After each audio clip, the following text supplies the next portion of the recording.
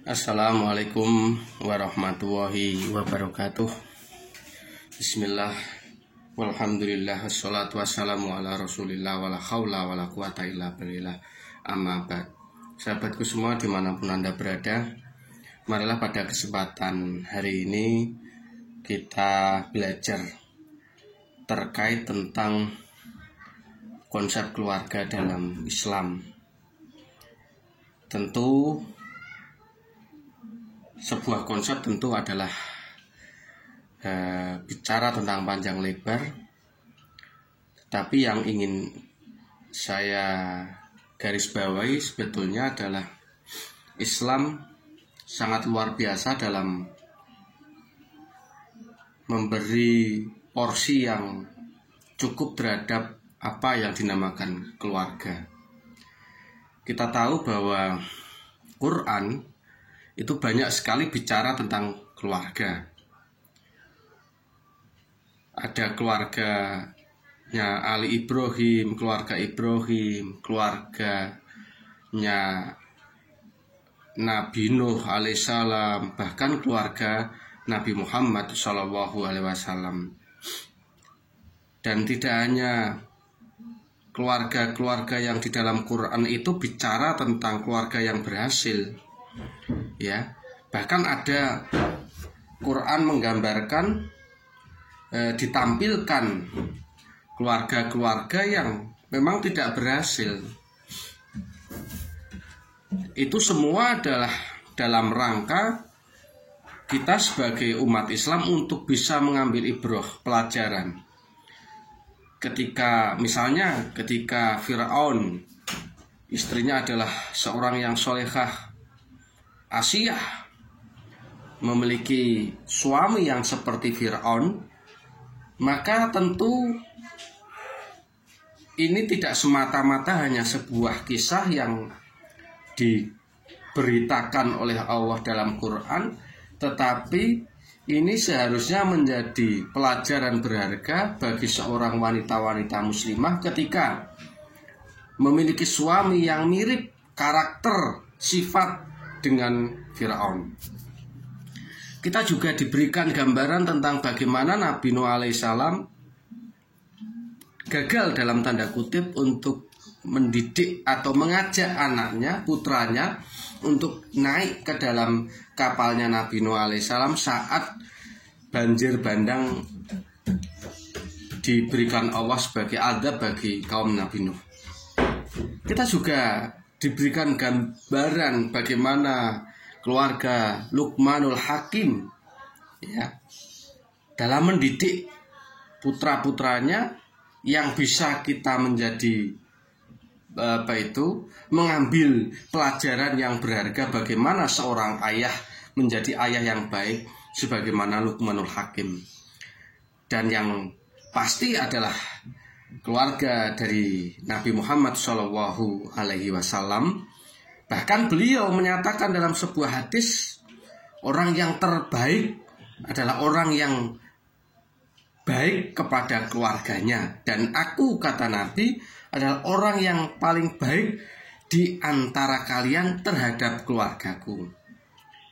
Beliau memberikan jaminan sebetulnya yang seharusnya beliau sebagai seorang Rasul, sebagai seorang suami, sebagai seorang kakek itu memberi inspirasi, memberi keteladanan kepada kita semua agar kita bisa mengambil pelajaran yang berharga, pelajaran yang penuh dengan keteladanan, yaitu keluarga yang penuh cahaya, yaitu keluarga Nabi Muhammad Shallallahu Alaihi Wasallam.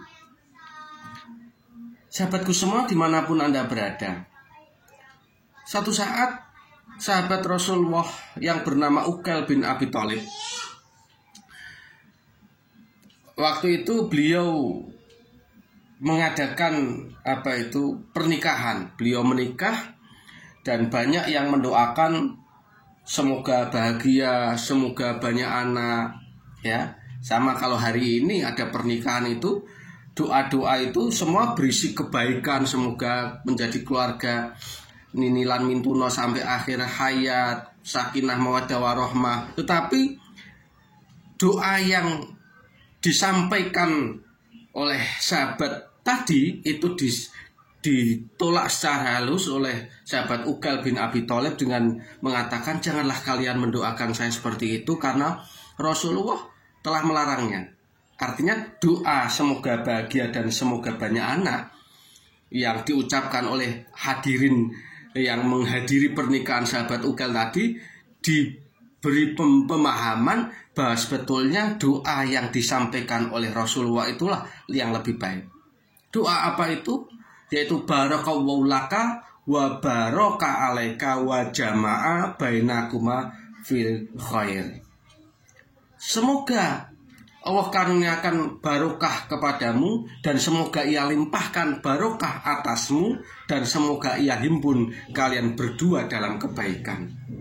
Kalimat barokah alaika wa barokah alaika itu kepadamu itu adalah barakallahu laka, ya. Semoga Allah memberikan barokah kepadamu, wa barokah alaika, dan keberkahan atasmu. Itu oleh para ahli, para ulama menyatakan betapa luar biasa kepadamu dan atasmu itu adalah sesuatu yang berbeda. Yang jelas barokah ini adalah kalimat inti ketika orang menempuh hidup ke jenjang pernikahan.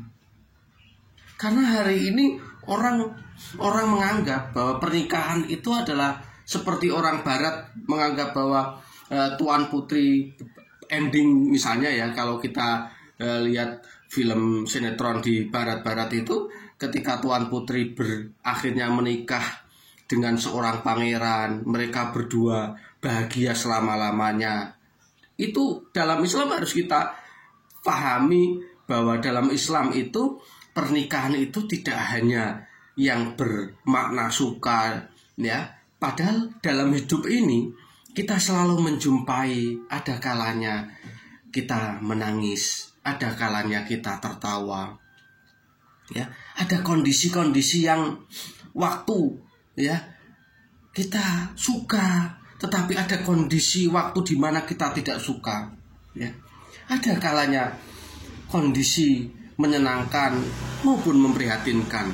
Nah, inti itulah keberkahan itu ketika kita menjumpai misalnya, ya, kita memiliki banyak anak. Ada kalanya banyak anak itu menjadi fitnah.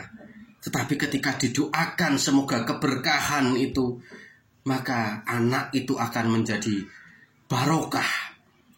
Ya, harta misalnya, kita tidak sedikit orang ketika miskin mereka malah justru dekat dengan Allah.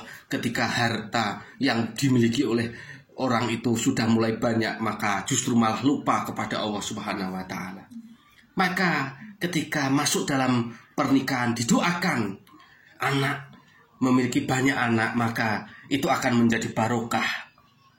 Harta yang banyak tidak akan mencelakakan, justru harta itu akan menjadi keberkahan, membawa keberkahan dalam hidupnya. Inilah pentingnya berdoa atau mendoakan bagi seorang laki dan perempuan yang masuk ke dalam jenjang pernikahan.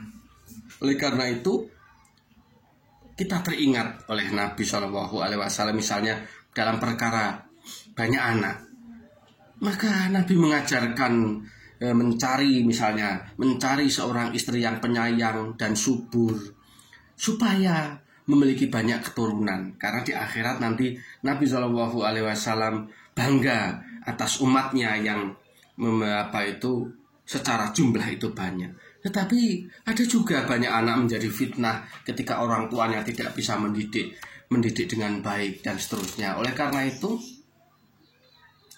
kita harus paham, kalau misalnya kita mencari pasangan, diawali dengan mencari pasangan, tentu adalah pasangan yang oleh Nabi SAW syaratnya 4 itu. Lihat dulu dari nasabnya, lihat dulu dari hartanya, dan yang terakhir adalah agamanya. Agama itu bermakna bisa saja secara amal bagaimana dilihat, bagaimana dia ilmu agamanya sudah memiliki atau belum ya.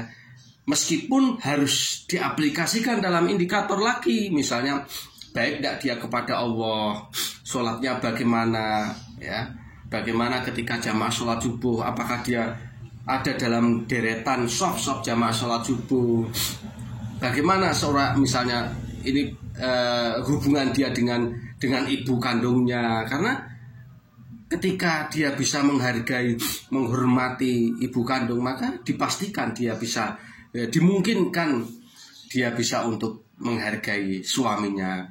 Bagaimana hubungan dia dengan teman sebaya misalnya, ya, termasuk orang yang khianatkah dia, terbiasa dustakah dia, ya.